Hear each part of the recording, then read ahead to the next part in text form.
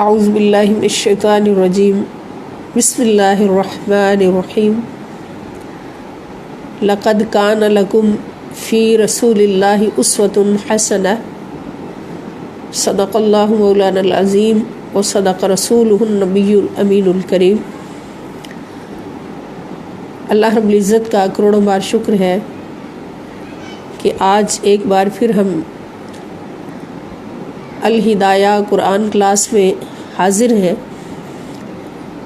جس کا اہتمام منہاج القرآن ویمن لیگ انٹرنیشنل کی طرف سے کیا گیا ہے، اور ہماری یہ کلاس بحمد اللہ تعالی منہاج القرآن ویمن لیگ فیصل آباد کے پلیٹ فارم سے جاری ہے۔ اللہ کریم ہماری اس ادنا کاوش کو اپنی بارگاہ اقدس میں قبول فرمائے اور ہمیں زندگی کے اعلیٰ مقصد کو پانے کی ہر لمحہ توفیق عطا فرمائے۔ نبی کریم صلی اللہ تعالیٰ علیہ وآلہ وسلم کے اسوہ حسنہ کے مطابق اپنی زندگیوں کو گزارنے، اپنی ان مختصر زندگیوں کو سجانے اور اعلیٰ سے اعلیٰ نبی کریم صلی اللہ تعالی وسلم کی بارگاہ اقدس میں اپنا سٹیٹس قائم کرنے کی توفیق عطا فرمائے۔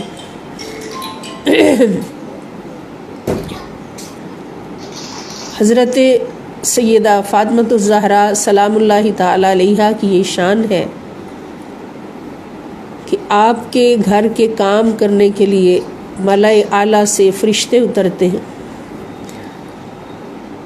ایک دن نبی کریم صلی اللہ تعالیٰ علیہ وآلہ وسلم نے اپنے ایک صحابی کو کسی کام سے سیدہ کائنات سلام اللہ تعالیٰ علیہا کے گھر میں بھیجا۔ جب وہ صحابی گئے تو عجیب منظر دیکھا کہ سیدہ فاطمۃ الزہرا رضی اللہ تعالی عنہا سوئی ہوئی ہیں، آرام فرما رہی ہیں، اور شہزادگان سلام اللہ علیہما وہ بھی آرام فرما رہے ہیں، اور سیدہ فاطمۃ الزہرا رضی اللہ تعالی عنہا کی آٹا پیسنے والی چکی خود بخود آٹا پیس رہی ہے، چکی چل رہی ہے اور آٹا پیس رہا ہے، اور حسنین کریمین رضی اللہ تعالی عنہما کو پنکھا بھی خود ہی چل کر ہوا دے رہا ہے۔ پنکھا چلانے والا کوئی نظر نہیں آ رہا، چکی چلانے والا کوئی نظر نہیں آ رہا۔ تو وہ صحابی حیران ہو کر واپس چلے گئے اور جا کے نبی کریم صلی اللہ تعالی وسلم کی بارگاہ اقدس میں عرض کیا کہ حضور، جس کام سے میں گیا تھا وہ تو نہیں کر کے آیا، مگر آپ کی شہزادی سلام اللہ تعالی علیہا کے گھر میں جا کے ایک عجیب منظر دیکھ کر آیا ہوں، اور کام کیے بغیر واپس آ گیا۔ حضور علیہ السلام نے دریافت فرمایا کہ کیا منظر دیکھا ہے؟ تو صحابی نے عرض کی، یا رسول اللہ صلی اللہ علیہ وسلم، میں قربان جاؤں، میں نے دیکھا کہ بی بی صاحبہ سلام اللہ تعالی علیہا کچی زمین پر آرام فرما ہے، شہزادگان بھی آرام فرما ہے، اور چکی بھی خود بخود آٹا پیس رہی ہے، پنکھا بھی خود بخود چل کر ہوا دے رہا ہے، کوئی پنکھا چلانے والا نظر نہیں آ رہا، کوئی چکی چلانے والا نظر نہیں آ رہا۔ تو حضور علیہ السلام نے مسکرا کر فرمایا کہ میرے صحابی، میری لاڈلی، میری محبوبہ، میری بیٹی فاطمہ سلام اللہ تعالی علیہا سے اللہ رب العزت کو اتنا پیار ہے، اتنی محبت ہے کہ میری فاطمہ نے روزہ رکھا اور سخت گرمی ہے تو اللہ پاک نے فاطمہ پر بھی نیند طاری کر دی، سلا دیا، اور بچوں کو بھی سلا دیا، اور فاطمہ سلام اللہ تعالی علیہا کے گھر کے کام کرنے کے لیے ملائے اعلیٰ سے فرشتوں کو بھیج دیا۔ اب وہ اللہ کے فرشتے ہی چکی پیس رہے تھے، اور اللہ کے فرشتے ہی پنکھا چلا رہے تھے، ہوا دے رہے تھے، اور جو کام بھی ہو رہے تھے وہ اللہ کے فرشتے کر رہے تھے۔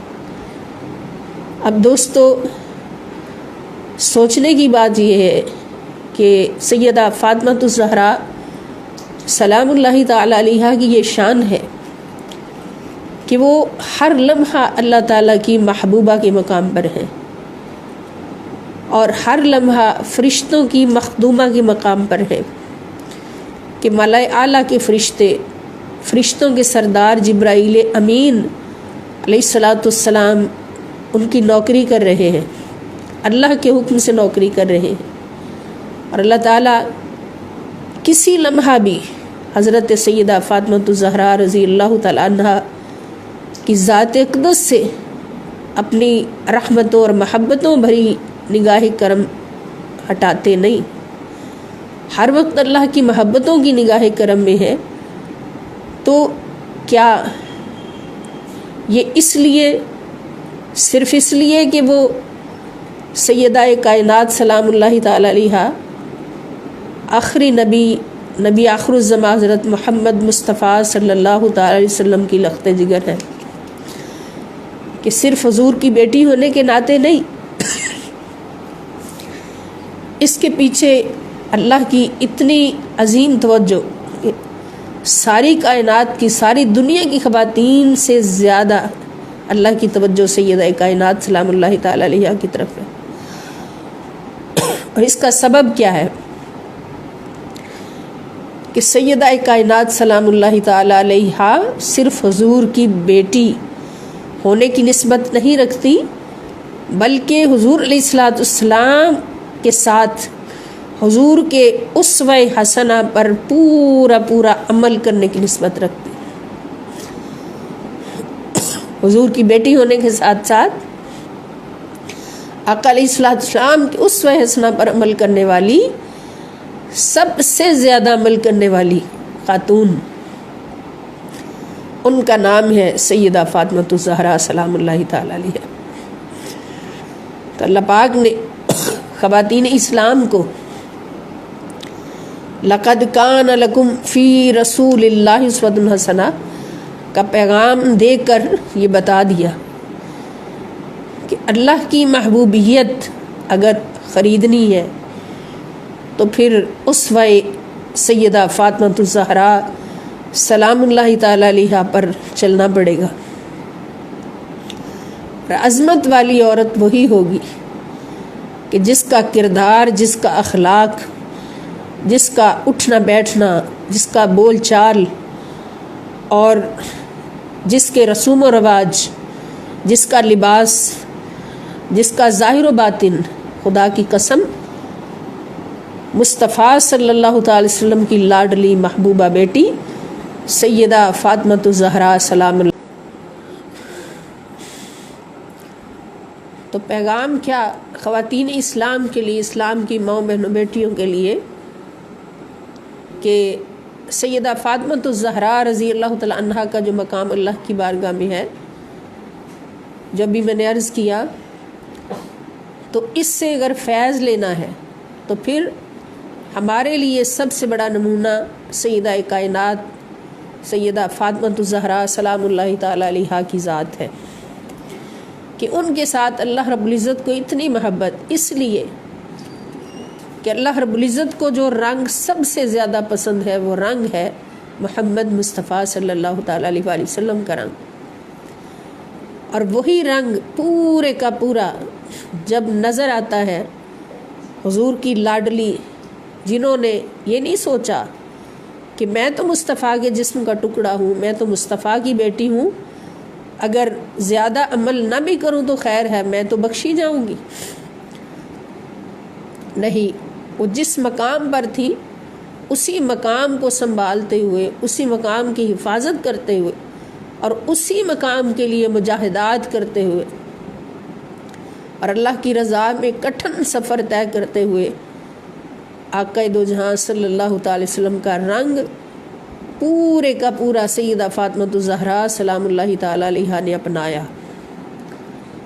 تو وہ رنگ جب سیدہ فاطمہ الزہرا سلام اللہ تعالی علیہا پر نظر آیا تو اللہ پاک نے ان کو بھی انہی محبتوں سے نوازا، ان کو بھی انہی محبتوں سے نوازا کہ جن محبتوں سے اپنے مصطفیٰ صلی اللہ تعالی علیہ وآلہ وسلم کو نوازا۔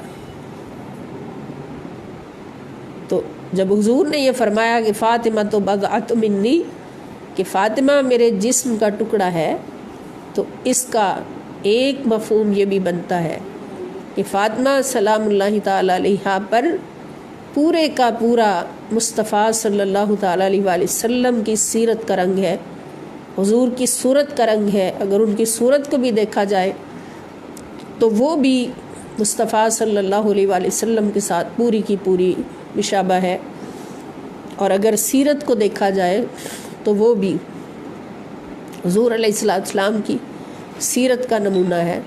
تو پھر ہمیں کامیابی کے لیے، اللہ کی رضا کے لیے اور اللہ رب العزت کی محبت کے مقام تک پہنچنے کے لیے پھر کس چیز کی ضرورت ہے؟ خدا کی قسم اسوہ سیدہ فاطمۃ الزہرا سلام اللہ تعالی علیہا پر عمل کرنے کی ضرورت ہے۔ اپنا آئیڈیل سیدہ فاطمۃ الزہرا سلام اللہ تعالی علیہا کو بنانے کی ضرورت ہے۔ آج کیوں تباہیوں کا شکار ہیں، بربادیوں کا شکار ہیں، بے سکونیوں کا شکار ہیں امت مسلمہ کی مائیں بہنیں بیٹیاں؟ اس لیے کہ ہاتھ میں دامن نہیں سیدہ فاطمۃ الزہرا سلام اللہ تعالی علیہا کا۔ وہ لباس جو سیدہ فاطمۃ الزہرا نے پہنا، وہ لباس جب ہم پہنیں گے ان کی محبت میں، اور ان کا اپنا آئیڈیل، اپنی زندگی کا ایک ایک قدم ان کو اپنا آئیڈیل بنائیں گے، تو خدا کی قسم ہم کبھی بھی بے سکون نہیں ہوں گے۔ اس لیے کہ جو لباس ہم نے پہنا ہوگا اس لباس میں رنگ ہوگا سیدہ فاطمۃ الزہرا سلام اللہ تعالی علیہ کا، اور وہ رنگ کس کا ہے؟ وہ رنگ وہ مصطفیٰ صلی اللہ علیہ وسلم کا رنگ ہے۔ اور اللہ پاک کا فیصلہ ہے کہ میرا سب سے محبوب رنگ میرا مصطفیٰ ہے، اس کا اسوہ حسنہ ہے، اس کا لائف سٹائل ہے، اس کی سیرت طیبہ ہے۔ تو جو اس رنگ کو اپنائے گا وہ میرا محبوب ہو جائے گا، اور اس پر قرآن کی آیت گواہ ہے۔ اللہ پاک فرماتے ہیں بسم اللہ الرحمن الرحیم، قل ان کنتم تحبون اللہ فاتبعونی یحببکم اللہ ویغفر لکم ذنوبکم واللہ غفور الرحیم، کہ آپ فرما دیجئے اے میرے پیارے محبوب مصطفیٰ صلی اللہ علیہ وسلم کہ ان کنتم تحبون اللہ، اگر تم محبت کرنا چاہتے ہو اللہ تعالیٰ سے، کہ بندہ یہ آرزو کرے یا یہ دعویٰ کرے کہ میں اللہ کا عاشق ہوں، اللہ کا محب ہوں، اللہ سے شدید محبت کرتا ہوں، تو اللہ پاک فرماتے ہیں کہ اگر تم یہ دعویٰ کرنا چاہتے ہو اور اس دعویٰ کو لے کر پھر رہے ہو، تو پھر یہ دعویٰ کس طرح سے پورا ہوگا، یہ آرزو کس طرح سے پوری ہوگی؟ کہ فاتبعونی، میرے مصطفیٰ ان سے کہہ دو، آپ ان سے کہہ دیں کہ آؤ میرا اتباع کرو، میرا اتباع کرو، یعنی رسول پاک صلی اللہ تعالی وسلم کا اتباع کرو۔ اور اتباع کیا ہوتا ہے؟ ایک لفظ اطاعت ہے اور ایک اتباع ہے، دونوں قرآن کریم میں آتے ہیں۔ اطاعت اطیعوا اللہ و اطیعوا الرسول، کیا مسلمانوں اطاعت کیا کرو اللہ تعالیٰ کی، اور اطاعت کیا کرو اللہ کے رسول صلی اللہ تعالی علیہ وآلہ وسلم کی۔ تو اطاعت خدا و رسول میں ہی فلاح دارین ہے۔ تو اطاعت کا مطلب ہے کہ جو حکم ملا، جس کی اطاعت کرنی ہے، اس کی طرف سے جو حکم ملا اس کو ہم نے آمنا و صدقنا کہہ کے اس پر عمل کر لیا، بس حکم سنا اور عمل کر لیا۔ اللہ پاک فرمایا نماز پڑھو، نماز پڑھ لی، روزہ رکھو، روزہ رکھ لیا، اللہ کی راہ میں خرچ کرو، اللہ کی راہ میں خرچ کر دیا، اور فقط عمل جس کی اطاعت کرنی ہے اس کا حکم سنا اور اس پر عمل کر لیا۔ اور اتباع جو ہے اس کا مطلب کیا ہے؟ اتباع کا مطلب فقط حکم سن کر عمل کرنا نہیں، حکم دینے والے کا حکم سن کر عمل کرنا نہیں، بلکہ کسی کے عمل کو دیکھ کر اس عمل سے محبت کرنا۔ تو محبت تب ہوگی جب پہلے اس کی ذات سے محبت ہوگی، یا یوں کہیے کہ کسی کی ذات سے اتنی محبت ہو جائے، وہ مرشد ہو،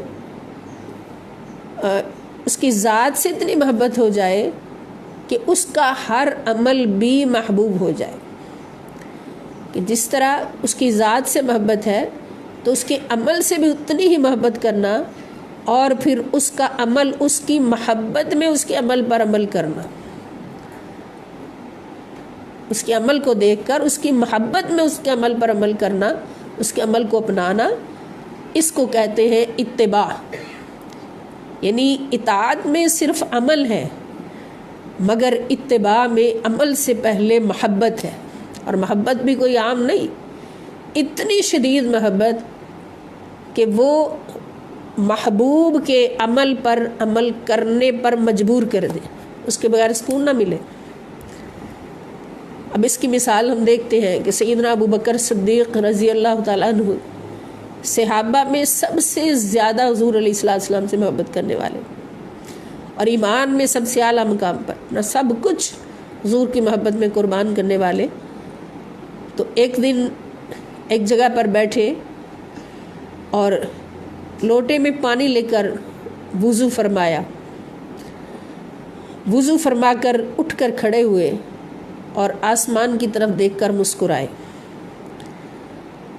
اب جو ساتھی ساتھ سے انہوں نے پوچھا کہ حضور آپ نے یہ عمل کیوں کیا ہے کہ آسمان کی طرف دیکھ کر مسکرانا، تو مسکرائے کس لیے ہیں؟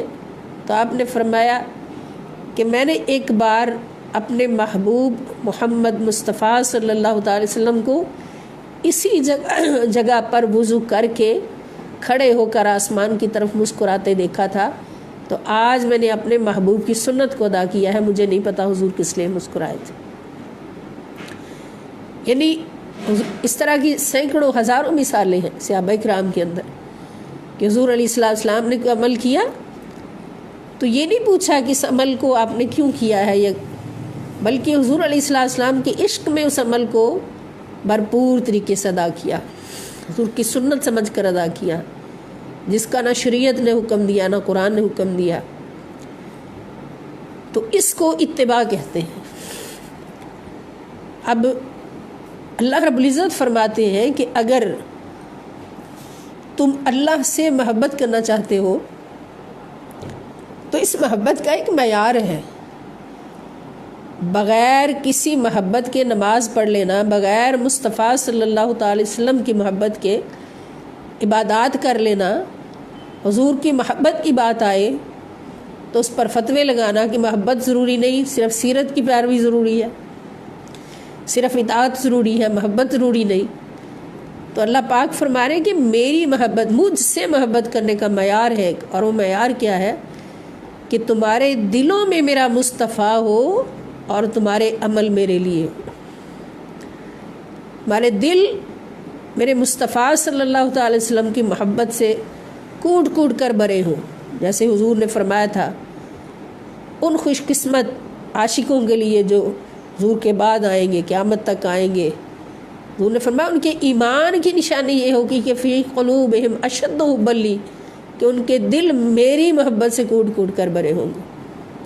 تو اللہ پاک نے معیار کیا دیا؟ اپنی محبت کا معیار اپنے مصطفیٰ صلی اللہ تعالیٰ علیہ وآلہ وسلم کی محبت میں رہ کر، کہ دل میں اشد حب لرسول اللہ صلی اللہ علیہ وسلم ہو اور ہم نماز پڑھ رہے ہوں، دل میں اشد حب لرسول اللہ صلی اللہ علیہ وسلم ہو اور ہم عبادات کر رہے ہوں، نیک اعمال کر رہے ہوں، اس کو اتباع کہتے ہیں۔ پھر اللہ پاک فرماتے کہ جب اس معیار سے تم عمل کرو گے، اس معیار سے کہ تمہارے دلوں میں اشد حبا لمحمد صلی اللہ علیہ وسلم اور عمل ہوگا میری خاطر، تو پھر اس معیار کے عمل کرنے والوں کو میں اپنی محبت کا مژدہ جاں فضا سناتا ہوں۔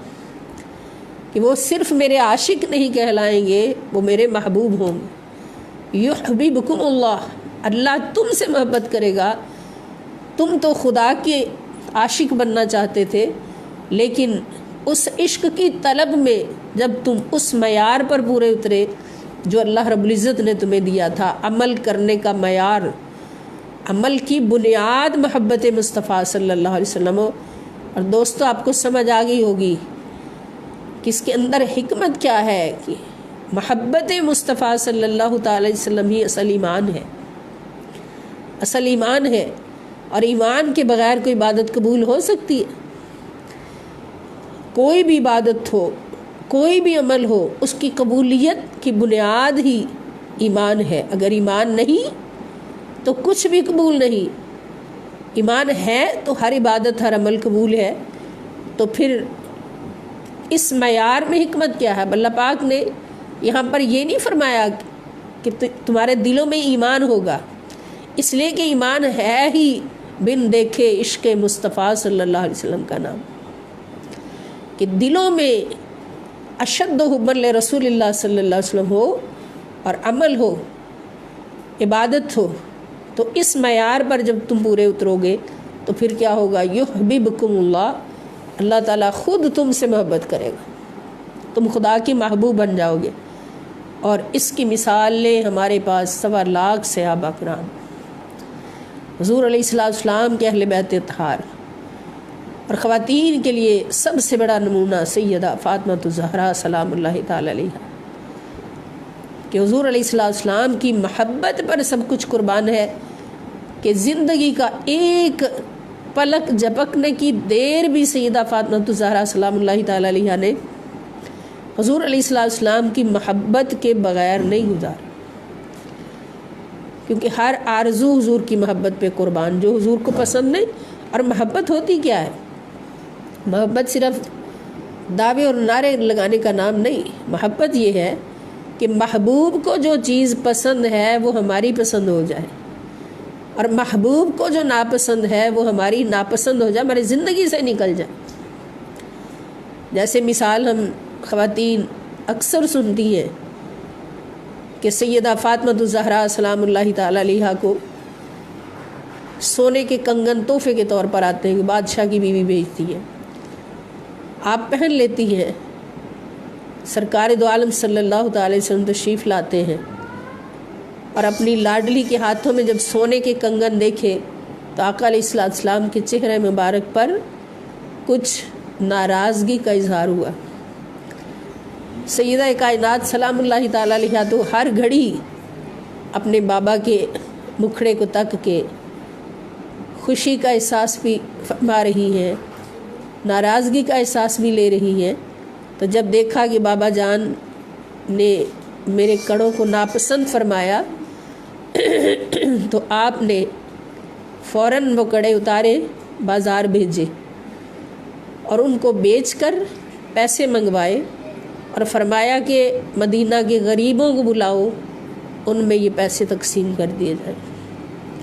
تو جب حضور علیہ السلام دوبارہ تشریف لائے تو باہر غرباء کا شور سنا۔ آقا نے فرمایا یہ کیا ہے؟ تو سیدہ کائنات سلام اللہ تعالی علیہا نے سر جھکا کے عرض کی کہ حضور، مجھے پتہ چل گیا تھا کہ یہ سونے کے کنگن آپ کو پسند نہیں آئے۔ آپ نے اتنا فرمایا کہ فاطمہ، کیا آپ نے بھی دنیا کو پسند کر لیا ہے؟ دنیا ہماری وراثت نہیں۔ تو عرض کی حضور، وہ کنگن بیچ کر اس کے پیسے غریبوں میں تقسیم کر دیے ہیں، یہ ان غریبوں کا شور ہے۔ تو آقا علیہ السلام اتنا خوش ہوئے، ماتھا چوما اور فرمایا میری بیٹی، مصطفیٰ کی بیٹی کا یہی مقام ہے۔ تو یہ رنگ جب سیدہ فاطمہ الزہرا رضی اللہ تعالیٰ عنہ پر چڑھتا ہے تو وہ اللہ تعالیٰ کی محبوبہ بن جاتی ہے۔ تو یہی رنگ جب ہر عورت کے اوپر چڑھے گا تو پھر اس کا مقام کیا ہوگا کہ وہ اللہ تعالیٰ کی محبوبہ بن جائیں گی۔ اللہ پاک فرماتے ہیں کہ یحببکم اللہ، اللہ خود تم سے محبت کرے گا، تم خدا کی محبوبہ بن جاؤ گی۔ تو پھر آج سے ہم نے سوچنا ہے کہ ہم نے اللہ رب العزت سے محبت کرنی ہے تو اس معیار پر پورے اترنا ہے. جب اس معیار پر پورے اتریں گے تو پھر ہم عام نہیں رہیں گے، ہم خاص ہو جائیں گے. ہم خدا کے محبوب کو اپنا محبوب بنائیں گے تو اللہ تعالی ہمیں اپنا محبوب بنا لیں گے.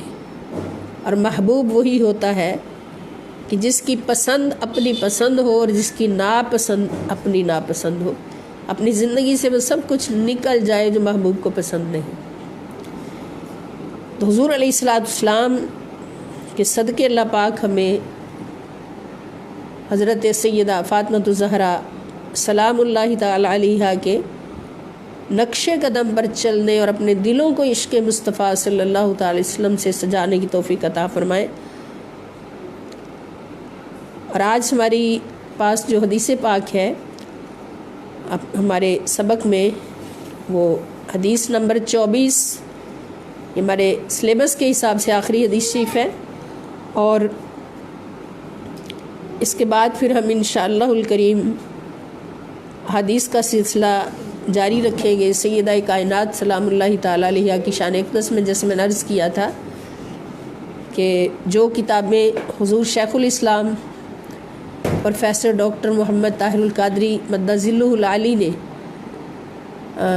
لکھی ہے سیدہ کائنات سلام اللہ تعالی علیہ کی شان میں، تو اور ان کو اپنے لیکچرز میں 3 لیکچر جو ابھی دیے ہیں ان میں پیش بھی کیا ہے، تو ان کو ہم اپنے سلیبس میں انشاءاللہ الکریم چلائیں گے. اللہ پاک ہمیں توفیق عطا فرمائیں.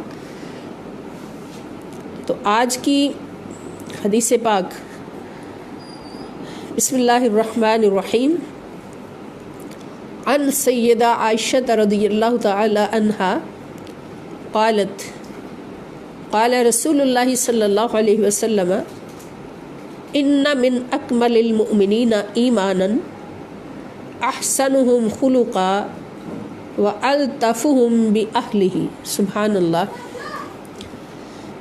حضرت عائشہ صدیقہ رضی اللہ تعالی عنہا سے روایت ہے، قالت آپ فرماتی ہیں قال رسول اللہ صلی اللہ علیہ وسلم کہ رسول اللہ صلی اللہ علیہ وآلہ وسلم نے فرمایا ان بے شک من اکمل المؤمنین کہ کامل ترین مومن یعنی کامل ترین ایمان رکھنے والے مومن، ایمان میں سب سے کامل مومن وہ ہیں احسنہم کہ سب سے حسین ہے خلقاً جن کا اخلاق، جو اخلاق میں سب سے زیادہ احسن ہے یعنی حسن اخلاق میں سب سے بڑھ کر ہے. وَأَلْطَفُهُمْ اور سب سے زیادہ نرم ہے بِأَهْلِهِ اپنے اہل و عیال کے لیے، اپنے گھر والوں کے لیے. یعنی اس حدیث پاک میں کمال ایمان کی بنیاد یعنی ایمان کی کمال کی بنیاد، ایمان کی تکمیل کی بنیاد نبی کریم صلی اللہ علیہ وسلم کیا فرمائی کہ جس کا اخلاق سب سے اعلیٰ ہے، جس کا اخلاق سب سے حسین ہے، احسن ہے، اور جو اپنے اہل و عیال کے لیے، اپنے گھر والوں کے لیے سب سے زیادہ نرم گو ہے، نرم دل ہے، تو اس کا ایمان سب سے زیادہ کامل ہے، اکمل ہے. تو اس میں ہمیں 2 باتوں کی طرف اللہ پاک نے، اللہ کے پیارے نبی صلی اللہ تعالی وسلم نے دعوت عطا فرمائی ہے کہ اگر ایمان کی تکمیل چاہتے ہو تو اخلاق، اعلیٰ اخلاق ایمان حسنہ کی تکمیل کی علامت ہے. یعنی جس کا اخلاق سب سے اچھا ہے وہ سمجھے کہ اس کا ایمان بہت حسین ہے اور کامل و اکمل. ایمان کامل و اکمل ہے جس کا اخلاق سب سے اچھا ہے. اب یہ کیسے ہوا ہے کہ میں نے عرض کیا کہ ایمان کیا ہے؟ ایمان بن دیکھے عشق مصطفیٰ صلی اللہ تعالی علیہ وآلہ وسلم کا نام. جب حضور علیہ السلام سے عشق ہو گیا، حضور کی محبت میں ایک مومن فنا ہو گیا تو پھر اس پر یقیناً حضور علیہ السلام کا رنگ چڑھا، اور حضور کا رنگ جب چڑھا تو وہ رنگ کیا ہے؟ وہ اعلیٰ اخلاق ہے، اعلیٰ اخلاق ہے، اس کے اخلاق سب سے اعلیٰ ہوتے گئے، جتنا حضور کا رنگ چڑھتا گیا اتنے ہی اس کے اخلاق اعلیٰ ہوتے گئے۔ اور حضور علیہ السلام کے اخلاق کس مقام پر ہیں؟ قرآن کریم اللہ پاک فرماتے کہ اِنَّكَ لَعَلَىٰ خُلُقٍ عَظِيمٍ، کہ بے شک اے میرے مصطفیٰ صلی اللہ علیہ وسلم آپ اخلاق کے سب سے عظیم مرتبہ پر فائز، سب سے بڑے مرتبہ پر فائز ہیں اخلاق کے۔ تو حسن اخلاق آتا ہی اس کے اندر ہے جس کے دل میں عشق مصطفیٰ صلی اللہ علیہ وسلم کی شمع روشن ہوتی، وہ بندہ کبھی بھی بد اخلاق نہیں ہو سکتا جس کے دل میں حضور علیہ السلام کی سچی محبت ہو۔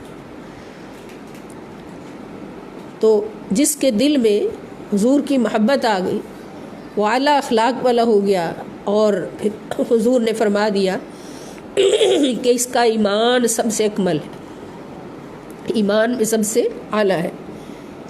اب حسن اخلاق کیا ہے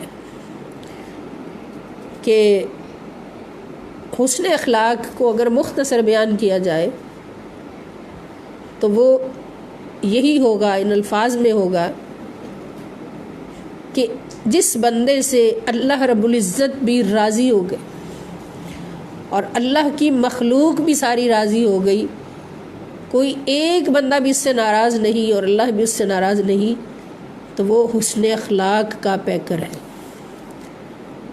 حسن اخلاق سے ہی اللہ راضی ہوتا ہے، حسن اخلاق سے ہی مخلوق راضی ہوتی ہے، اس لیے کہ حسن اخلاق میں خوشیاں بانٹنا تو ہے، دکھ دینا نہیں، دکھوں کو دور کرنا تو ہے، دکھ دینا نہیں۔ حضور علیہ السلام فرماتے ہیں کہ من لم یرحم صغیرنا ولم یوقر کبیرنا فلیس منا، کہ جس نے ہمارے چھوٹوں پر رحم نہ کیا اور ہمارے بڑوں کی تعظیم نہ کی، فلیس منا، ان کا ہمارے ساتھ کوئی تعلق نہیں۔ تو جس معاشرے میں ہر شخص چھوٹوں سے پیار کرے گا، چھوٹوں پہ رحم کرے گا اور بڑوں کی تعظیم کرے گا، بڑوں کا ادب کرے گا، بڑوں سے محبت کرے گا، بڑوں میں والدین بھی ہیں، بڑوں میں بہن بھائی بھی ہیں، بزرگ رشتہ دار بھی ہیں، اور دوسرے لوگ بھی ہیں جو غیر رشتہ دار ہیں، بزرگ، ان سب کی تعظیم کرے گا، ادب کرے گا اور چھوٹوں سے محبت کرے گا، چاہے وہ اپنے ہوں یا غیر ہوں، تو اس معاشرے میں کبھی بھی کوئی دکھ نہیں آئے گا، سکھ آئیں گے۔ پھر دوسروں کا خیال رکھنا، رشتہ داروں کا خیال رکھنا حسن اخلاق ہے۔ حضور علیہ السلام فرماتے ہیں لا يدخل الجنت قاطع، رشتہ داروں سے قطع تعلقی کرنے والا، رشتہ توڑنے والا کبھی جنت میں نہیں جا سکے گا، اور جو صلہ رحمی کرے گا، صلہ رحمی کرے گا، اس کے لیے جنت کے دروازے کھلے ہوں گے۔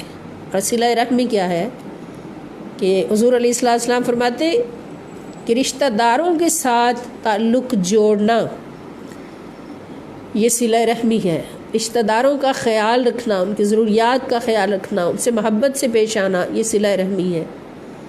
اور اگر کوئی رشتہ دار ہمیں کچھ دیتا ہے اور ہم اس کے بدلے میں سے کچھ اتنا ہی اس کا بدلہ اتار دیتے ہیں تو یہ صلہ رحمی نہیں ہے، اس کو مکافہ کہتے ہیں، یعنی ہم نے بدلہ اتار دیا، اس کو صلہ رحمی نہیں کہیں گے۔ صلہ رحمی کہاں ہوگی؟ جہاں کوئی رشتہ دار تعلق توڑتا ہے تو ہم اس کے ساتھ تعلق جوڑتے ہیں، تعلق توڑنے والوں کے ساتھ ہم تعلق جوڑتے ہیں، تو اس کو صلہ رحمی کہتے ہیں۔ اگر کوئی ہمیں برا کہے تو ہم اس کو اچھا کہیں، ہم اس کی برائی کا جواب برائی سے نہ دیں بلکہ اچھائی سے دیں، اس کو صلہ رحمی کہتے ہیں۔ تو حضور علیہ السلام فرماتے ہیں کہ قیامت کے دن جب نیکیاں اور بدیاں میزان میں تولی جائیں گی تو نیکیوں کے پلڑے میں سب سے بھاری چیز جو ہے وہ حسن اخلاق ہوگا. حسن اخلاق کہ ہر بندے سے پیار کریں، ہر بندے سے مسکرا کے ملیں، ہر مسلمان بھائی سے. اور حسن اخلاق کی تربیت کے لیے اللہ پاک نے سورہ حجرات میں بہت سارے نصیحتیں فرمائی ہیں. تو سورہ حجرات ہم پڑھ چکے ہیں الحمدللہ، تو اس کو دوبارہ دیکھیں تاکہ ہمیں پتہ چلے کہ حسن اخلاق کیا ہے. اتنی محبت کرتا ہے جتنا ان کا حق ہے، اور ان کو کبھی بھی اگنور نہیں کرتا، ان پر ظلم نہیں کرتا، ان کے حق میں کبھی کوتاہی نہیں کرتا، اپنا فرض سمجھ کر ادا کرتا اور بیوی بچوں کو پورا ٹائم دیتا ہے. تو یہ حسن اخلاق کی یہ حسن اخلاق ہے اور کامل ایمان کی علامت ہے. اور جو شخص اپنے گھر والوں کے ساتھ برا سلوک کرے، ان کی حق تلفی کرے، ان کے حقوق پورے نہ کرے، بچوں کے ساتھ بھی برا سلوک، بیوی کے ساتھ بھی، تو پھر وہ ایمان میں کمزور ہے. کامل ایمان جو ہے وہ اپنے اہل و عیال کے ساتھ اچھا برتاؤ کرنا، یہ بھی کامل ایمان کی نشانی، یہ بھی اخلاق حسنہ میں ہے اور کامل ایمان کی نشانی ہے. تو اللہ پاک ہمیں اس پر عمل کرنے کی توفیق عطا فرمائے اور حسن اخلاق میں اعلیٰ سے اعلیٰ منزلیں طے کرنے کی اللہ تعالی ہمیں توفیق عطا فرمائے کہ اپنی زبان ایک بات کا ہی اگر ہم خیال رکھیں.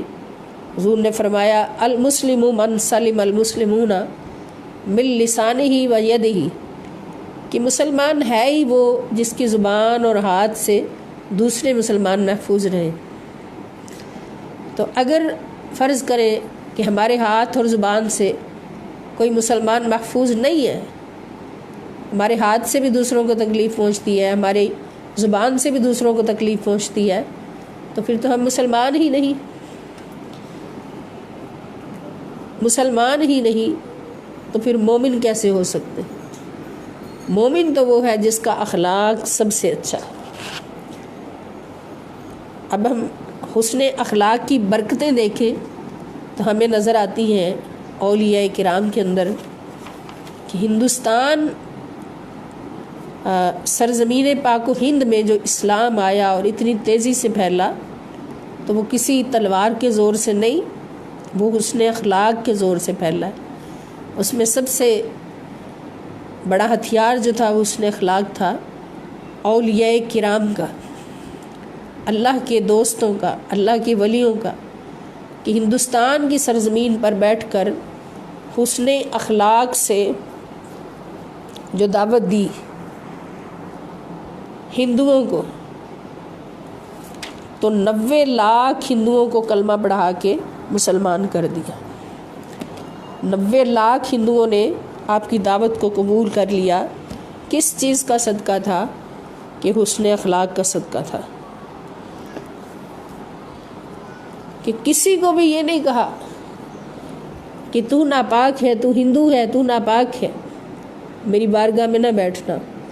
ہر ہندو کو بھی گلے سے لگایا، ہر مسلمان کو بھی گلے سے لگایا. ہندوؤں کے بچے بھی آتے، ان کو بھی گود میں بٹھا کے پیار فرماتے. تو یہ حسن اخلاق تھا، یہ محبت تھی اللہ کی مخلوق کے ساتھ، جس نے یہ شرف ان کو عطا ہوا، جس کی وجہ سے کہ جو بھی آپ کی بارگاہ میں آتا، آپ سے ملاقات کرتا، آپ کے حسن اخلاق سے متاثر ہوتا اور فوراً کہتا کہ مجھے کلمہ پڑھا کے مسلمان کیجیے. حتیٰ کہ کم و بیش 1 کروڑ ہندوؤں نے اسلام قبول کیا.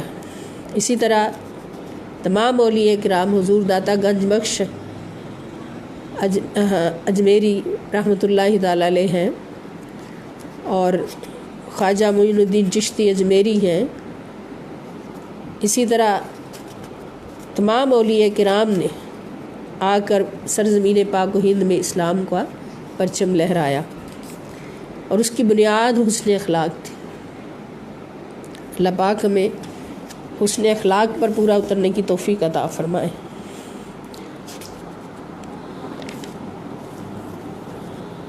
अब कुरान करीम से ये तो हदीस शरीफ का हमारा सबक था, तो कुरान करीम से हमारा सबक जारी है सूरह तौबा। आज हमने रुकू नंबर 7 जो है उसको पढ़ना है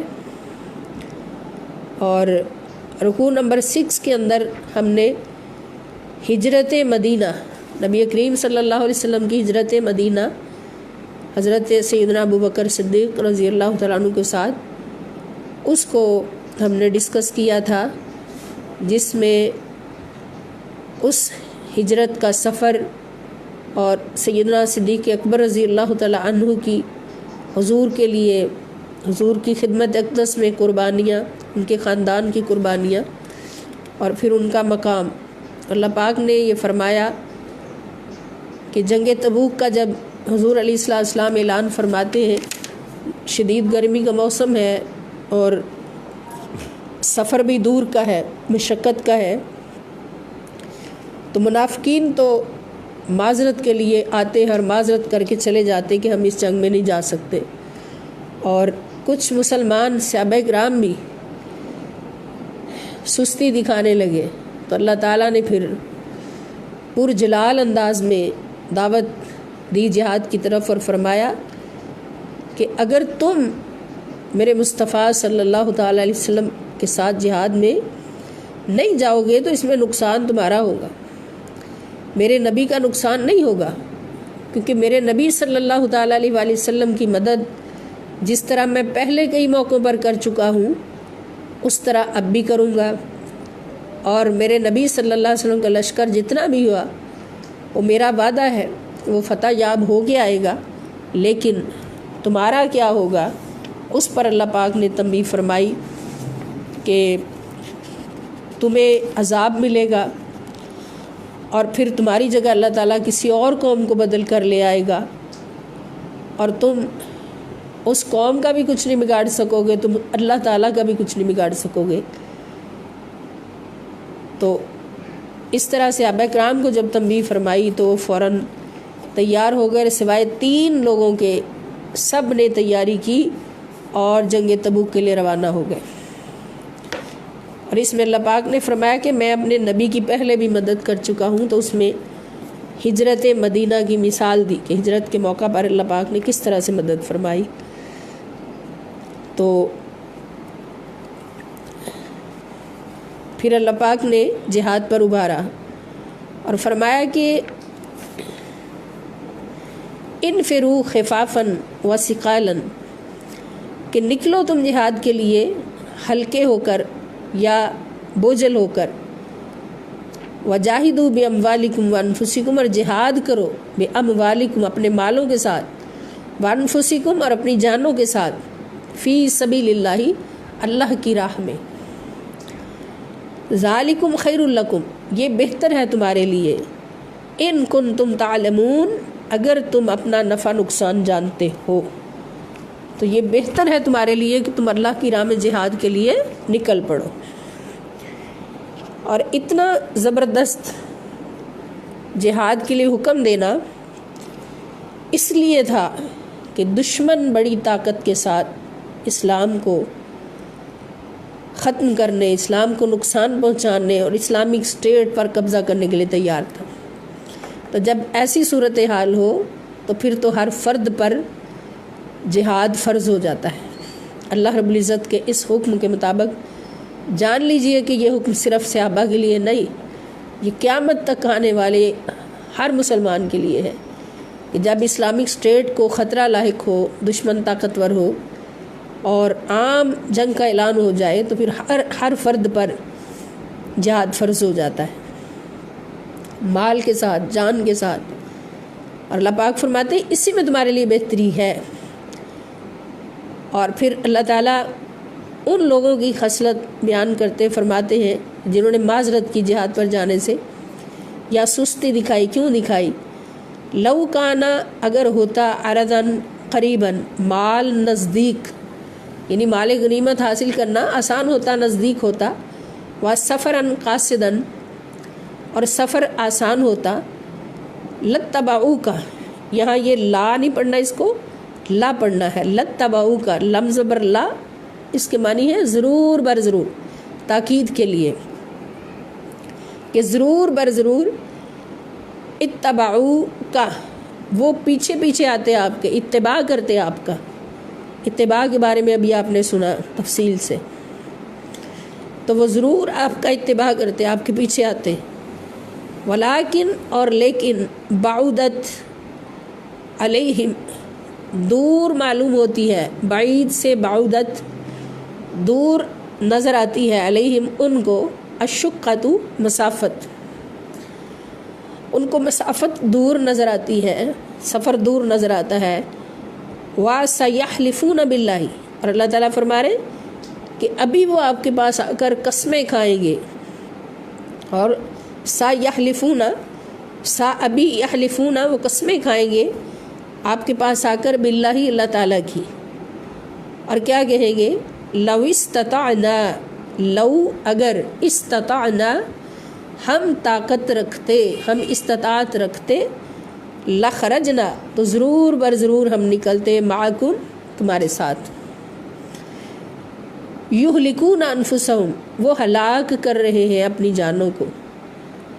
اب دیکھیں جہاد پر نہیں جائیں گے تو کیا وہ کبھی مریں گے نہیں، موت تو آنی ہے،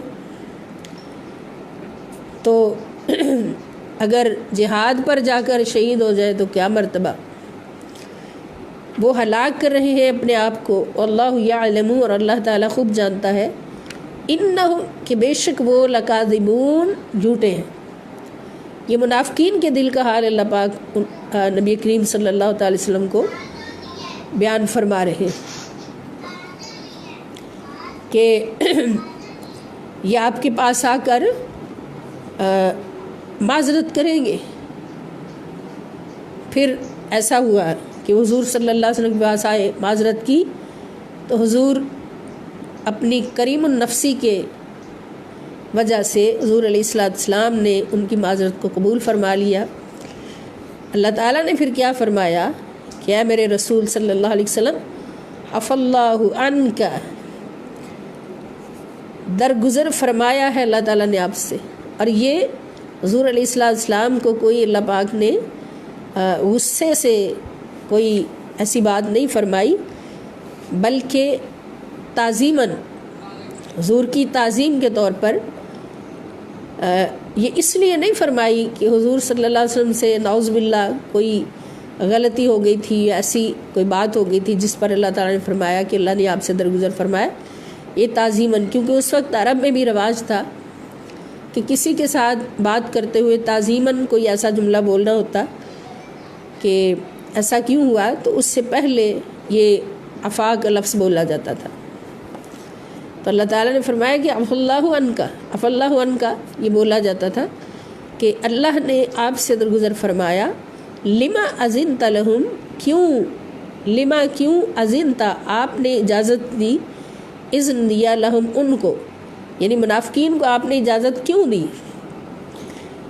حتیٰ یہاں تک کہ یتبین واضح ہو جاتا، لکا آپ کے سامنے واضح ہو جاتے، الذین وہ لوگ، صدقو جو سچے ہیں، یعنی اگر آپ ان کو اجازت نہ دیتے تو انہوں نے جانا پھر بھی نہیں تھا، اب آپ نے اجازت دے دی، ان کے پاس بہانہ بن گیا کہ ہمیں تو رسول اللہ صلی اللہ علیہ وسلم نے چھوڑ دیا ہے، اس لیے ہم نہیں جہاد پر جا رہے، تو اس طرح سے ان کی منافقت کا حال واضح نہیں ہو سکتا تھا، ان کی منافقت واضح ہوتی اور سچے الگ ہو جاتے، منافق الگ ہو جاتے، وہ اسی صورت میں تھا کہ آپ ان کو اجازت نہ دیتے، انہوں نے جانا پھر بھی نہیں تھا، تو آپ ان کو اجازت آپ نے کیوں دی، یہاں تک کہ واضح ہو جاتے آپ کے سامنے وہ لوگ جو سچے ہیں، وَتَعْلَمَ الْكَاذِبِينَ اور آپ جان جاتے ان کو بھی جو جھوٹے ہیں۔ اب اس طرح کے جملے جو ہے اللہ رب العزت کی طرف سے، یہ نبی کریم صلی اللہ تعالی علیہ وآلہ وسلم کی اللہ رب العزت کی بارگاہ اقدس سے تربیت کے لیے، کیونکہ حضور علیہ السلام کی تربیت اللہ پاک نے فرمائی ہر گھڑی. حضور کا مربی صرف اللہ ہے. کسی انسان نے حضور کی تربیت نہیں کی، ماں باپ میں سے اور کسی اور رشتہ دار نے. حضور کی تربیت اللہ پاک نے فرمائی اور گواہی دی الرحمن علم القرآن، کہ رحمان نے قرآن کی تربیت پر حضور علیہ السلام کو تربیت دی. اس لیے یہاں کوئی بھی یہ سوچ بھی نہیں سکتا کہ حضور علیہ السلام کو اللہ پاک نے غصے سے یہ فرمایا. نہیں، آپ کی تربیت فرمائی ہے کہ منافقین اگر اس طرح کی بات لے کے آئیں تو ان کے ساتھ یہ سلوک کرنا. لا یستأذنک الذین، اور حضور علیہ السلام کے وسیلہ جلیلہ سے تمام مومنین کی بھی اللہ پاک یہ تربیت فرما رہے ہیں. اللہ تعالیٰ فرماتے ہیں لا یستأذنک، کہ جہاد کے لیے نہیں اجازت مانگیں گے آپ سے. الذین، وہ لوگ یؤمنون باللہ، جو ایمان لاتے ہیں اللہ تعالیٰ پر، جو اللہ پر ایمان لاتے ہیں، والیوم الآخر، اور آخرت کے دن پر ایمان لاتے ہیں. وہ کبھی بھی آ کے اجازت نہیں مانگیں گے، بلکہ وہ تو عرض کریں گے رسول اللہ صلی اللہ علیہ وسلم سے کہ ہمارے آقا و مولا صلی اللہ علیہ وسلم آپ حکم فرمائیں، ہم نے کرنا کیا ہے. اجازت نہیں مانگیں گے. اجازت نہیں مانگیں گے وہ لوگ جو ایمان والے ہیں اللہ پر اور یوم آخرت پر. کس چیز کی؟ ان یجاہدوا، کہ وہ جہاد کریں، باموالہم، اپنے مالوں کے ساتھ، وانفسہم، اور اپنی جانوں کے ساتھ. جہاد کرنے کی اجازت نہیں مانگیں گے. واللہ، اور اللہ تعالی، علیم بالمتقین، خوب جانتا ہے متقین کو، پرہیزگاروں کو. اللہ کی بارگاہ میں ڈرنے والوں کو اللہ پاک خوب جانتا ہے، خوب جانتا ہے. اب اللہ پاک کیا فرما رہے کہ آپ اگر اجازت نہ دیتے تو پھر متقین اور منافقین کی چھانٹی ہو جاتی. اس لیے کہ متقین کی پہچان یہ ہے کہ وہ کبھی اجازت طلب کرنے کے لیے نہیں آتے کہ میں جاؤں یا نہ جاؤں. وہ تو آقا علیہ السلام کے حکم کے منتظر ہوتے ہیں اور ہر وقت اپنی تلواریں، اپنے نیزے، اپنے تیر کمانوں میں تیار رکھتے ہیں، اپنے گھوڑے تیار رکھتے ہیں. اور انما یستأذنک، بے شک انما، صرف وہی، یستأذنک، اجازت مانگتے ہیں آپ سے، الذین، جو لا یؤمنون، ایمان نہیں لاتے، جو ایمان نہیں لاتے باللہ، اللہ تعالیٰ پر، والیوم الآخر، اور آخرت کے دن پر، وارتابت قلوبہم، اور شک میں پڑے ہوتے ہیں ان کے دل، اور شک میں مبتلا ہوتے ہیں ان کے دل. فہم، پس وہ، فی ریبہم یترددون، فی ریبہم، وہ اپنے شک میں، یترددون، ڈاما ڈول رہتے ہیں. اور یہ منافقین کی پہچان ہے. ولو، اور اگر، ارادو، وہ ارادہ کر لیتے، الخروج، جنگ میں نکلنے کا، خروج کے معنی نکلنا، خروج کا ارادہ کر لیتے، لأعدو، تو وہ ضرور بر ضرور تیاری کی ہوتی انہوں نے، لہو، اس کے لیے، عدتاً، تیاری، مکمل تیاری کی ہوتی. ولیکن، اور لیکن، کرہ اللہ، لیکن حقیقت یہ ہے کہ کرہ، ناپسند فرمایا، اللہ تعالیٰ نے، انبعاثہم، ان کا کھڑے ہو کر نکلنا، جنگ کے لیے نکلنا ان کا اللہ پاک نہیں پسند نہیں فرمایا. یعنی جہاد پر وہی تیاری کرتا ہے، جہاد پر وہی روانہ ہوتا ہے. شہادت اور غازی ہونا، شہید ہونا اور غازی ہونا اسی کو نصیب ہوتا ہے جس کو اللہ تعالیٰ منتخب فرما لے. اس سے ہمیں یہ پتہ چلا کہ جس کو اللہ تعالیٰ پسند فرما لے اور منتخب فرما لے، اور جس کو اللہ ہی ناپسند فرما لے، تو وہ کیسے جہاد پہ جا سکتا ہے. تو اللہ تعالیٰ فرما رہے کہ اگر انہوں نے ارادہ کیا ہوتا نکلنے کا تو اس کے لیے تیاری کی ہوتی. نہ انہوں نے اپنی تلواروں کو دیکھا کہ تیز ہیں یا کند ہیں، نہ ان سے مٹی جھاڑی اور نہ اپنے تیر کمانوں میں سیٹ کیے، نہ اپنے گھوڑے تیار کیے، نہ ساز و سامان جنگ تیار کیا، تو یہ کیسے کہہ سکتے ہیں کہ یہ مجبوری ہو گئی اور وہ مجبوری ہو گئی؟ بلکہ حقیقت یہ ہے کہ ان کو اللہ پاک نے ناپسند فرمایا ان کا نکلنا جنگ کے لیے، فَثَبَّتَهُمْ، اور ان کو بٹھا دیا، پست کر کے بٹھا دیا زمین پر، پست ہمت کر دیا۔ وکیل، اور کہا گیا ان سے اقعدوا، بیٹھے رہو، مع القاعدین، بیٹھ رہنے والوں کے ساتھ، بیٹھ رہنے والوں کے ساتھ بیٹھے رہو، ان کو یہ کہہ دیا۔ لو خرجوا فیکم، اور اے میرے پیارے مصطفیٰ صلی اللہ علیہ وسلم آپ سن لیجئے کہ لو خرجوا، اگر وہ نکل بھی آتے، فیکم، تمہارے درمیان، تمہارے لشکر کے درمیان میں نکل آتے، تو انہوں نے کیا کرنا تھا؟ انہوں نے جنگ نہیں کرنی تھی۔ ما زادوکم، تو انہوں تو نہ زیادہ کرتے، الا خبالا، مگر فساد، تو انہوں نے فساد میں ہی زیادتی کرنی تھی، فساد کو بڑھانا تھا۔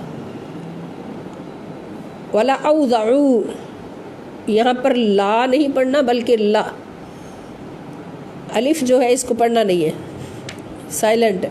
ولا اوضعوا، اور ضرور بر ضرور، لام تاکید کے لیے ہے، اوضعوا، ضائع کرنا تھا، خلالکم، تمہاری آپس کی دوستیوں کو، یعنی آپس میں دوستوں کو انہوں نے لڑانا تھا، فساد پیدا کرنا تھا۔ یبغونکم الفتنۃ، تمہارے درمیان فتنہ تلاش کرتے ہوئے، یعنی تمہاری صفوں کے درمیان انہوں نے فتنہ برپا کرنا تھا، دوستیوں کو ضائع کرنا تھا، اور سوائے فساد کے اور کوئی چیز انہوں نے وہاں پہ پیش نہیں کرنی تھی۔ وفیکم، اور تمہارے درمیان سماعون، جاسوس ہیں۔ سماع، یہ اس کو کہتے ہیں جو چھپ کر غور سے سننے والا ہو، جاسوسی کے لیے، دوسروں کی باتیں جاسوسی کے لیے سننے والا ہو، اس کو سماع کہتے ہیں، سماع یعنی غور سے سننے والا، چھپ کر۔ تو تمہارے درمیان ان کے جاسوس بھی موجود ہیں، لہم، ان کے، واللہ، اور اللہ تعالیٰ، علیم بالظالمین، ظالموں کو خوب جانتا ہے۔ لقد ابتغوا الفتنۃ، یہ سارا منافقین کے بارے میں اللہ پاک نے بیان فرمایا کہ انہوں نے پہلے بھی احد کے موقع پر بھی اس طرح دھوکہ بازی کی تھی کہ ساتھ نکلے، لیکن راستے میں ہی 300 لوگ منافقین اپنے 300 لوگوں کے ساتھ لشکر کو چھوڑ کر چلے گئے، اور اس کا مقصد یہی تھا کہ ساتھ جائیں گے، راستے میں چھوڑ دیں گے تاکہ دوسرے مسلمان جو ہیں وہ ان کے دل کمزور ہو جائیں، ان کے اندر کمزوری آ جائے۔ لیکن جس لشکر کے سالار محمد رسول اللہ صلی اللہ تعالیٰ علیہ وآلہ وسلم ہوں، تو وہاں پر یہ تصور بھی نہیں کیا جا سکتا۔ تو اللہ پاک فرما رہے لقد ابتغوا الفتنۃ من قبل، لقد، بے شک، ابتغوا، انہوں نے کوشش کی تھی، الفتنۃ، فتنہ برپا کرنے کی، من قبل، اس سے پہلے بھی، وقلبوا، اور الٹ پلٹ کرتے تھے، لکا، آپ کے لیے، الامور، معاملات کو، پہلے بھی انہوں نے آپ کے ساتھ یہ کیا ہوا ہے احد کے موقع پر، تو لیکن اللہ تعالیٰ نے وہاں پر آپ کا ساتھ دیا، حتیٰ یہاں تک کہ جاء الحق، حق آ گیا، وظہر امر اللہ، اور غالب آ گیا اللہ تعالیٰ کا حکم، وہم کارہون، اور وہ اس کو ناپسند کر رہے ہیں، اس پر ناخوش ہو رہے ہیں۔ ومنہم، اور ان میں سے بعض ایسے ہیں، من یقول، جس نے کہا، جو کہتا ہے، ائذن لی، کہ مجھے اجازت دیجئے کہ میں گھر ٹھہرا رہوں، ولا تفتنی، اور مجھے آزمائش میں نہ ڈالیے. یعنی کسی نے آگے یہ کہا کہ میرے گھر میں کوئی ایسا کام ہے کہ جو مجھے جنگ پہ جانے سے روک سکتا ہے، اس لیے مجھے اجازت دے دیجئے. ایسا نہ ہو کہ آپ مجھے حکم فرمائیں اور اینڈ ٹائم پہ میں نہ جا سکوں تو پھر نافرمانی ہو جائے گی، اس لیے ابھی آپ مجھے اجازت دے دیں کہ میں نہ جاؤں. یعنی اس طرح کی فتنہ باز باتیں گھڑ گھڑ کے حضور علیہ السلام کے پاس آئے. تو ولا تفتنی، اور مجھے آزمائش میں نہ ڈالیے. اللہ تعالیٰ فرماتے الا خبردار، فی الفتنۃ سقطوا، فتنہ میں تو وہ گر چکے ہیں، آزمائش میں تو وہ پڑ چکے ہیں. وَإِنَّ، اور بے شک جہنم، جہنم لمحیطۃ، گھیرے ہوئے ہے بالکافرین، کافروں کو. بے شک جہنم کافروں کو گھیرے ہوئے ہے، ان کا شمار کافروں کے ساتھ ہوگا اور یہ جہنم والے ہوں گے، نعوذ باللہ. ان تصبک حسنۃ، اور اللہ پاک نے فرمایا میرے مصطفیٰ صلی اللہ علیہ وسلم آپ سنیے کہ ان اگر تصبک پہنچتی ہے آپ کو حسنۃ کوئی بلائی، تسؤہم تو ان کو بری لگتی ہے. وَإِنْ، اور اگر تصبک پہنچتی ہے آپ کو مصیبت کوئی مصیبت، یقولو تو یہ کہتے ہیں قد اخذنا امرنا، بے شک ہم نے تو درست کر لیا تھا اپنا معاملہ، من قبل، اس سے پہلے ہی. وَيَتَوَلَّوْا، اور وہ لوٹتے ہیں، وَهُمْ فَرِحُونَ، اس حال میں کہ وہ بہت خوشیاں منا رہے ہوتے ہیں. یعنی اس حال میں وہ لوٹتے ہیں کہ وہ بہت زیادہ خوشیاں منا رہے ہوتے ہیں. یہ ان کا حال ہے منافقین کا. تو یہاں پر ایک بات عرض کروں گی کہ اگر کسی کے اندر ایک خصلت ہو کہ کسی کی خوشی کو دیکھ کر غمزدہ ہو جانا اور کسی کے دکھ کو دیکھ کر خوش ہو جانا، تو یہ منافقت کی نشانی ہے، اور اللہ تعالیٰ کو یہ پسند نہیں ہے. مومن وہ ہے جو دوسرے کی خوشی دیکھ کر خوش ہوتا ہے اور غم دیکھ کر غمگین ہو جاتا ہے. اللہ پاک ہمیں ایمان کی اعلیٰ منزلوں پر کامیابی عطا فرمائے. تو یہ منافقین کی نشانی کہ اگر آپ کو خوشی پہنچتی ہے تو ان کو دکھ ہوتا ہے، اور اگر آپ کو دکھ پہنچتا ہے تو یہ خوشیاں مناتے ہیں. قل، آپ فرما دیجئے، لن یصیبنا، کہ ہرگز نہیں ہمیں کچھ بھی پہنچتا، الا مگر ما کتب اللہ، جو لکھ دیا ہے اللہ تعالیٰ نے، لنا ہمارے لیے. اللہ پاک نے ہمارے جو پسند فرمایا لکھ دیا وہی ہمیں ملتا ہے. ہوا مولانا، وہی ہمارا مولا ہے. یعنی اگر ہمیں کوئی مصیبت پہنچتی ہے تو ہمارے رب کے حکم سے پہنچتی ہے اور ہم اس پر راضی ہیں، وہ ہمارا مالک ہے. وعلی اللہ، اور اللہ تعالیٰ پر ہی فلیتوکل المؤمنون، مومنوں کو توکل کرنا چاہیے. فلیتوکل، پس توکل کرنا چاہیے، المؤمنون، مومنوں کو. تو اس سے ہمیں کیا سبق ملا کہ جب مومن کو کوئی تکلیف پہنچے، خوشی پہنچے تو اللہ کا شکر ادا کرے. خوشی پر تو اللہ کا شکر ادا کرنا ہے. اگر کوئی آزمائش پہنچے، کوئی تکلیف پہنچے، تو پھر بھی اس کی زبان پر یہی ہو کہ جیسے میرا اللہ راضی ویسے میں راضی، وہی میرا مولا ہے اور اسی پر میں توکل کرتا ہوں. انی توکلت علی اللہ. اللہ پاک ہمیں سمجھنے اور پورا عمل کرنے کی توفیق عطا فرمائے. وما علی الا البلاغ المبین. وإلی اللقاء انشاءاللہ. سارے دوست توجہ سے سن لیں کہ ہماری تعداد جو ہے سننے والوں کی، حاضرین کی، حاضرات کی، یہ اس میں اضافہ ہونا چاہیے. جو سنتے ہیں، اس کلاس کو اٹینڈ کرتے ہیں، ان پر فرض ہے کہ وہ دوسروں کو خود بھی ریگولر رہیں اور دوسروں کو بھی دعوت دیں. تو جو لمحہ ہمارا قرآن و حدیث کے صحبت میں گزر جائے گا وہی حاصل زندگی ہوگا اور ہماری دونوں جہاں کی کامیابی پر ہمارا حامی ہوگا. اور یہ میں نے بہت شروع میں عرض کیا تھا کہ نبی کریم صلی اللہ تعالیٰ علیہ وآلہ وسلم کا فرمان عالی شان ہے کہ اگر کوئی مومن ایک لمحے کے لیے، اور لمحہ کتنا ہوتا ہے؟ آنکھ جھپکنے کی دیر، ایک لمحے کے لیے تکیہ لگا کر بیٹھ کر قرآن میں غور و فکر کرتا ہے، اللہ کی کسی آیت میں غور و فکر کرتا ہے، تو اس کو 70 سال کی عبادت کا ثواب مل جاتا ہے۔ 70 سال ایک عبادت گزار عبادت کرتا ہے، اور ایک مومن مسلمان فقط ایک لمحے کے لیے ٹیک لگا کے بیٹھا اللہ کی آیت میں غور کرتا ہے تو اس کو 70 سال کی عبادت کے برابر ثواب مل جاتا ہے۔